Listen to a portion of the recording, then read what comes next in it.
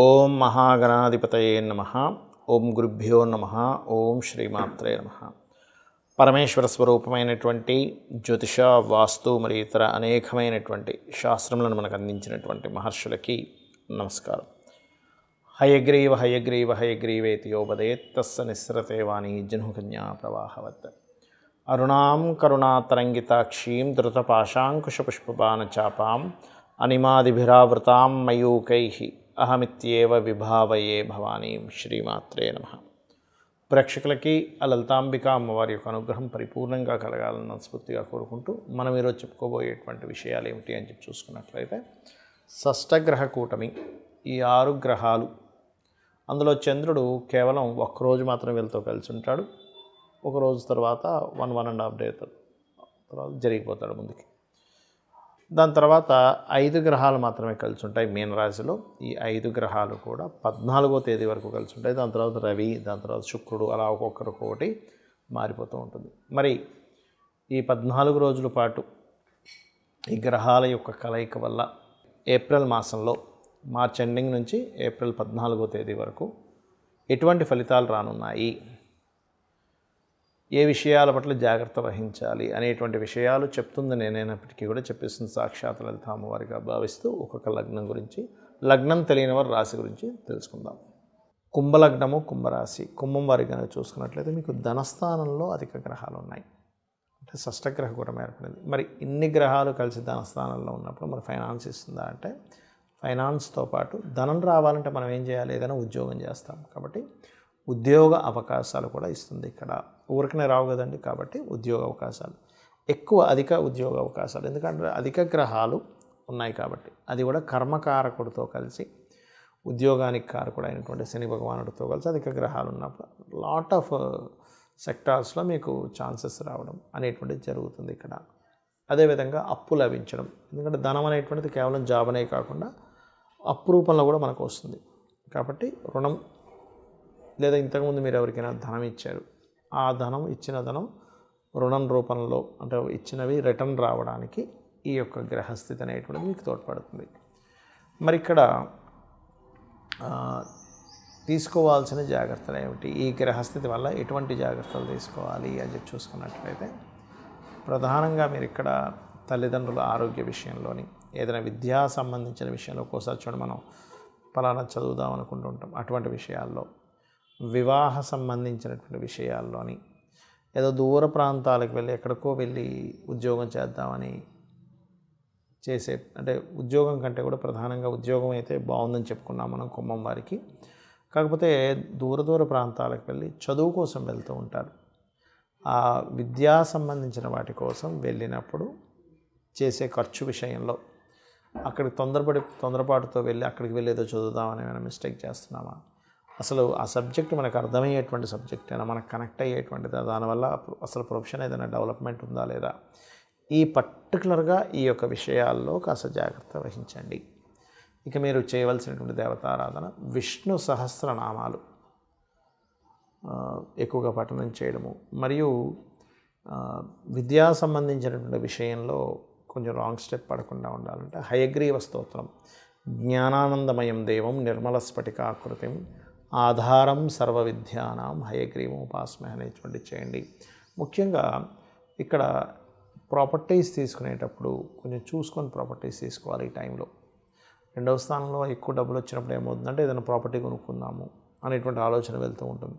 కాబట్టి ఇక్కడ ప్రాపర్టీస్ సంబంధించిన విషయంలో, విద్యా సంబంధించిన విషయంలో, లాంగ్ జర్నీ చేసేటువంటి విషయాల్లో, ఇన్వెస్ట్మెంట్ చేసే విషయాల్లో జాగ్రత్తగా ఉండండి.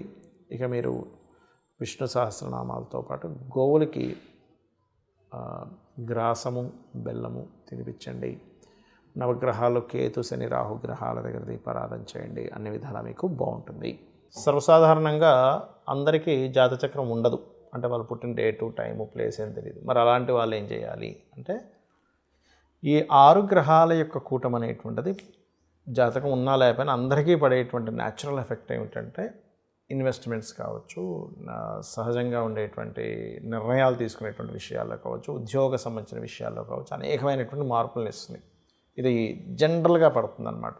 మీ లగ్నం బట్టి మారడం దట్ ఈస్ డిఫరెంట్. కాబట్టి అందరూ కూడా ఇక్కడ ఉద్యోగ సంబంధించిన విషయంలో ఇబ్బంది పడకుండా ఉండాలి అంటే లలితా సహస్రనామాలు రోజు ఉదయం సాయంత్రం చేసుకుంటే ఇంకా మంచిది. కనీసం రోజుకు ఒక్కసారైనా చేస్తూ ఉండండి.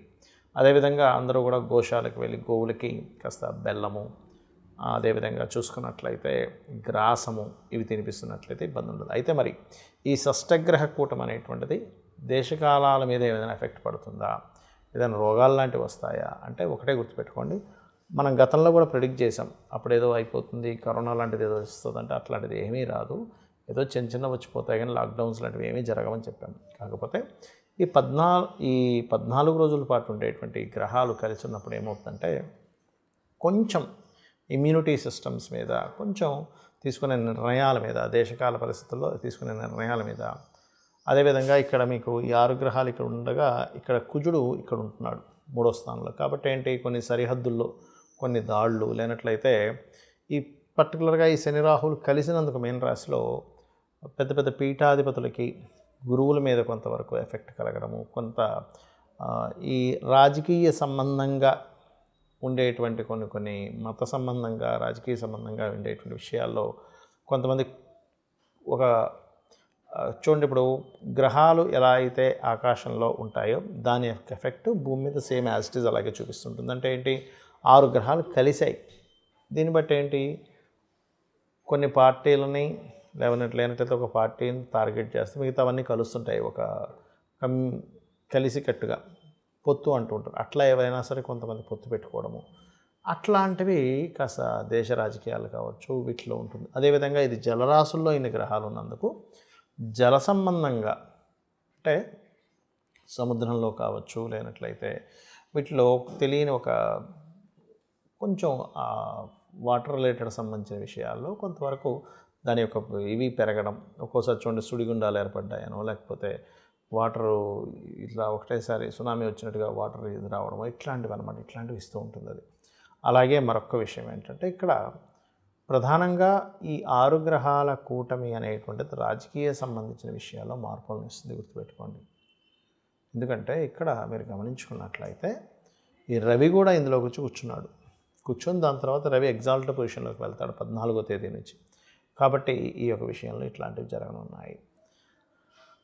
మరి అందరికీ కూడా ఎటువంటి పరిహార మార్గం చేసుకోవాలి చూసుకున్నట్లయితే ఒకటే, ఈ గ్రహాలు ఇలా కలిసినప్పుడు ఎవరైనా సరే చండీ పారాయణం చేయడం, ఓం దుమ్ దుర్గాయ నమః అనే నామస్మరణ చేయడము, అదేవిధంగా గోశాలలకు వెళ్ళి గోవులకి చక్కగా మీరు గ్రాసము లేనట్లయితే బెల్లము ఇటువంటివి తినిపించడం, క్యారెట్స్ ఇటువంటివి తినిపించడం, అదేవిధంగా చండీ పారాయణం చేయించుకునే శక్తి లేని వారు కనీసం చండీ వినొచ్చు, తప్పేం లేదు. లేదా చండీకి సంబంధించినటువంటి దాని మొత్తం వివరణతో మనకి యూట్యూబ్లో ఉంటాయి. అసలు చండీ సంబంధించింది ఏమిటది అనేటువంటి చండీ సప్తశతి పారాయణాలు దాని గురించి వివరంగా విశ్లేషించుకుంటూ అటువంటివి వినడం చేస్తే కూడా చాలా అంటే చాలా మటుకు మీకు దీని యొక్క గ్రహ ప్రభావం తగ్గుతుంది. కాకపోతే ఏదో అయిపోతుందని మాత్రం భయపడాల్సిన పని లేదు, గుర్తుపెట్టుకోండి. ఏదో అయిపోతుందండి, ప్రపంచం మొత్తం అల్లకల్లోలం అయిపోతుంది అంతా ఏం లేదు, కానీ చిన్న చిన్న ఎఫెక్ట్స్ ఉంటాయి, అంతకు మించి ఏం కాదు. ఎందుకంటే ఈ గ్రహ కూటములు అనేటువంటివి మనకి ప్రతి 2 సంవత్సరాలకు ఒకసారో ఇట్లా వస్తూనే ఉంటుంది. కాబట్టి పెద్దగా భయపడకండి. కాకపోతే ఇక్కడ ఏంటంటే మనం చూస్తున్నాం ఉద్యోగాల మీద పడుతున్నటువంటి ఎఫెక్ట్, ఉద్యోగాల మీద ఎక్కువ ఎఫెక్ట్ చూపిస్తుంది ఈ గ్రహ కూటమి అనేటువంటిది. కాబట్టి ముందు నుంచే కొంచెం అలర్ట్గా ప్లాన్డ్గా ఉండండి. ఇంకొక సపరేట్గా మనం ఆల్రెడీ ఇక్కడ కుంభంలోకి ఎంటర్ అయ్యేటప్పుడే 2.5-3 ఏళ్ళ క్రితమే మనం ప్రిడిక్ట్ చేసాం. ఏంటి, ఉద్యోగ సంబంధించినవి తగ్గుతూ ఉంటుంటాయి ఏఐ అనేటువంటిది రావడం వల్ల. కాబట్టి ఎవరికి వారు సొంతంగా ఏదైనా బిజినెస్లు చేసుకుంటుండాలి. సో అందుకని ఏంటంటే మీకు మీరుగా ఏం చేసుకోగలరు, తక్కువ ఇన్వెస్ట్మెంట్తో ఏం చేసుకోగలరు అనే ప్లానింగ్స్ ఎక్కువగా వేస్తూ ఉండండి. బికాజ్ ఆఫ్ ఈ శని ఇప్పుడంటే మీనంలోకి వస్తుంటాడు, కానీ ఇంకొక 2 సంవత్సరాల దాదాపుగా 2 సంవత్సరాల 1 నెల 2 నెలల తర్వాత ఇక్కడికి వెళ్తాడు మేషంలో, అంటే నీచ పొందుతున్నాడు. కాబట్టి ఈ యొక్క విషయంలో జాగ్రత్తగా ఉండండి. అందరూ కూడా అమ్మవారి యొక్క నామస్మరణ, అందులో ముఖ్యంగా ఉద్యోగం పోకుండా ఉండడానికి ఓం శ్రీమాత శ్రీ మహారాజ్ని శ్రీమత్ సింహాసనేశ్వరి నమః అని చేసుకోండి. అమ్మవారి అనుగ్రహం మీకు పరిపూర్ణంగా కలుగుతుంది. శ్రీమాత్రే నమః.